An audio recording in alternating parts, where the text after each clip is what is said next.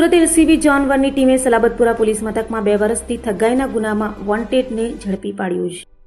Surat police commissioner તથા ખાસ police commissioner અને નાયબ પોલીસ કમિશનર ઝોન 1ના આદેશને લઈ સુરત એલસીબી ઝોન 1ની ટીમ પેટ્રોલિંગમાં હતી. ત્યારે સલાબતપુરા પોલીસ મથકમાં 2 વર્ષથી 19,16,000થી વધુની છેતરપિંડીના ગુનામાં નાસ્તા ફરતા આરોપી એવા મૂળ અમરેલીનો અને હાલ પુણા સીતાનગર ચોકડી પાસે રહેતા દિલીપ ઉર્ફે ગોપાલ શર્મા વાલજી જીકાદરાને ઝડપી પાડી તેનો કબજો સલાબતપુરા પોલીસને સોંપવાની તજવીજ હાથ ધરી હતી.